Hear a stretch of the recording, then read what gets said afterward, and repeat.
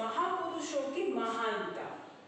महापुरुष किसे कहते हैं? जिसने अपने जीवन में बहुत अच्छे काम किए हो, यानी कि जिसके जीवन से हमें प्रेरणा मिले, वैसे पुरुष। यानी कि हमें जिसके जीवन से प्रेरणा मिलती है कि हमें भी ऐसा जीवन जीना चाहिए, हमें भी दूसरों के लिए जीवन जीना चाहिए।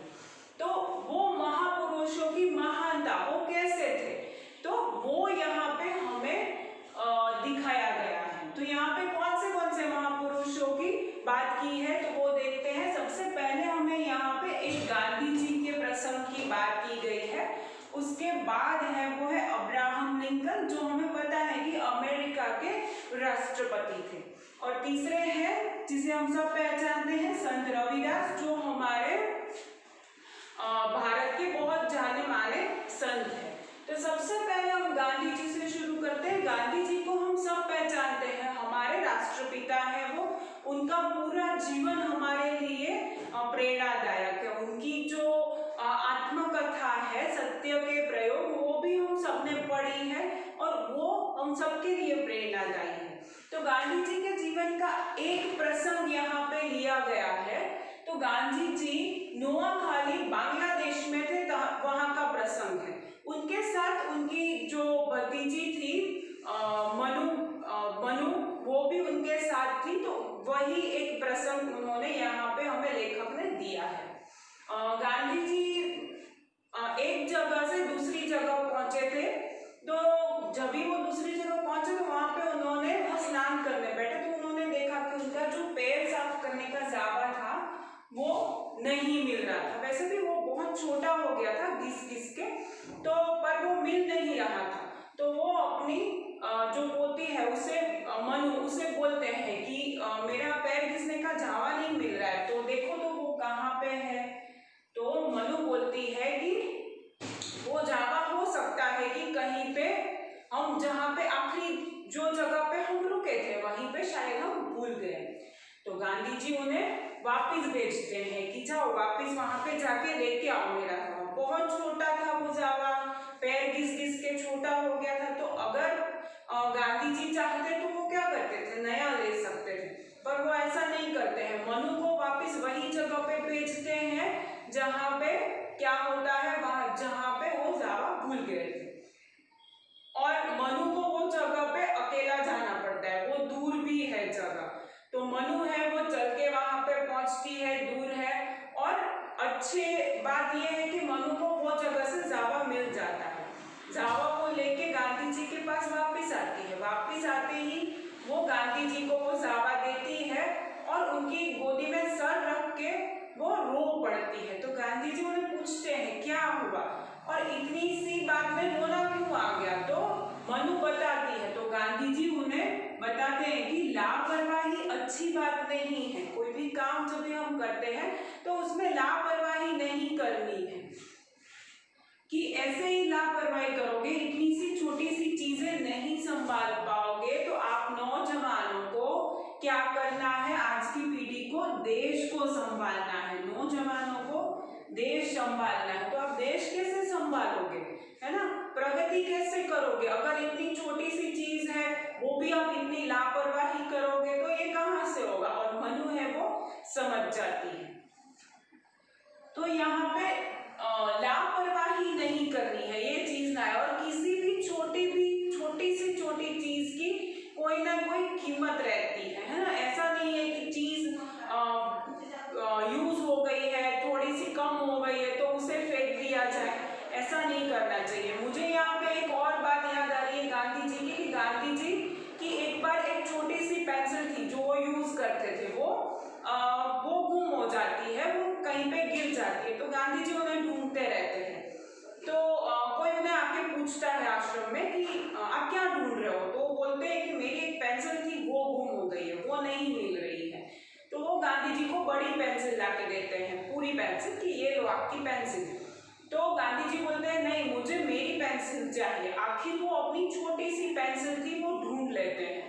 तो जो आश्रम में दूसरे लोग रहते हैं वो उन्हें पूछते हैं कि बापू आपने ऐसा क्यों किया, ये बड़ी पेंसिल क्यों नहीं ली, क्यों छोटी पेंसिल से आप लिख रहे हो। तो गांधी जी उन्हें बताते हैं कि वो छोटी थी पेंसिल, पर वो वो लिख तो रही है ना, जब भी कोई भी वस्तु का हमें पूर्ण उपयोग करना चाहिए, कोई भी वस्तु है उसे ऐसे ही फेंकना नहीं चाहिए।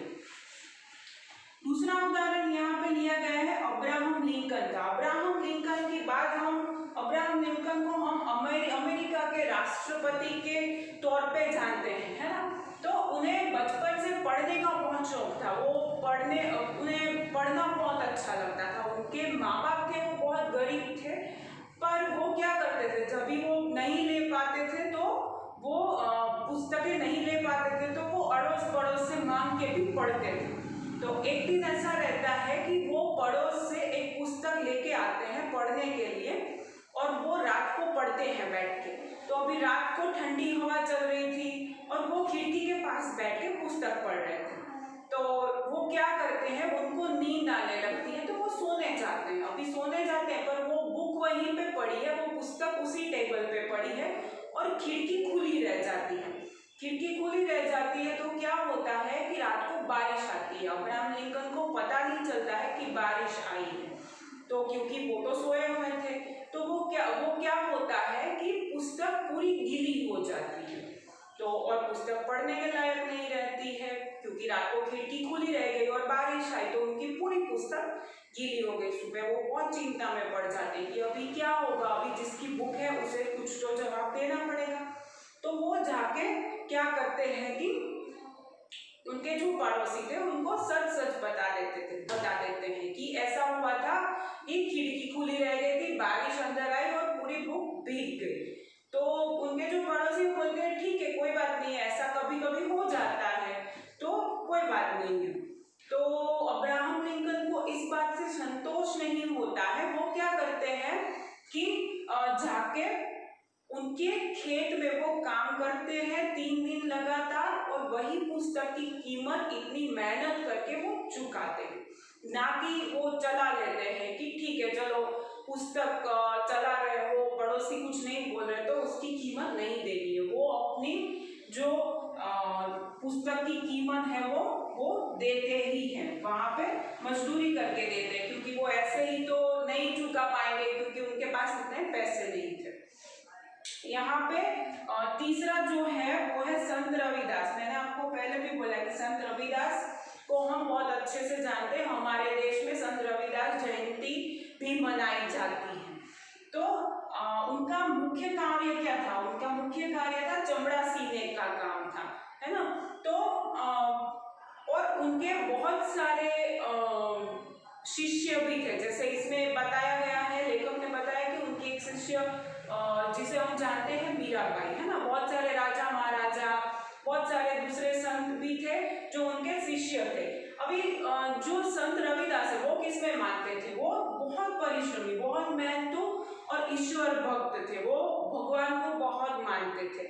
और एक चीज यहाँ पे जो दिखाई गई है कि जो व्यक्ति अपने परिश्रम से कमा कर नहीं खाता वह अपराधी होता है। मतलब वो बहुत परिश्रमी थे और अपने ही मेहनत से कमा के खाने वालों में से थे। तो उनकी जो शिष्या थी मीराबाई को हम सब जानते हैं। तो मीराबाई के गुरु थे ये संत रविदास। तो वो उन्हें बताती है, वो उन्हें एक हीरा भेंट करती है। वो रोज देखती है कि उनके जो गुरु है वो बहुत मेहनत करते हैं, तो वो क्या करती है, वो एक हीरा, बहुमूल्य हीरा जो है वो अपने जो गुरु है उनको भेंट करती है। तो संत रविदास है वो बहुत विनम्रता से वो हीरा है वो वापस दे देते हैं। तो मीराबाई उनका कारण पूछती है, बोलती है कि इससे अगर आप रखोगे तो आपकी पूरी गरीबी मिट जाएगी, आपको मेहनत करने की जरूरत नहीं पड़ेगी, आप इतना परिश्रम क्यों करते हो। तो जो संत रविदास है वो क्या मानते थे, वो मानते थे कि जो व्यक्ति अपने परिश्रम से कमा के, जो मेहनत करके नहीं कमाता है और ऐसे ही बैठ के खाता है वो अच्छी बात नहीं है। मेहनत से कमा के खाता है वही अच्छी बात है, जो नहीं खाता है वो क्या है, वो अपराधी होता है। तो ये है हमारे तीन जो महापुरुष जिसकी यहाँ पे हमें बात की गई है। सबसे पहले है गांधी जी, दूसरे है अब्राहम लिंकन और तीसरे है संत रविदास। तो हमें क्या करना है बच्चों, हमें इनके जीवन में से प्रेरणा लेनी है। इनके जो सत्कर्म है, उनके जो कर्म है वो हमें जीवन में उतारने हैं और हमें वैसे ही जीवन जीना है।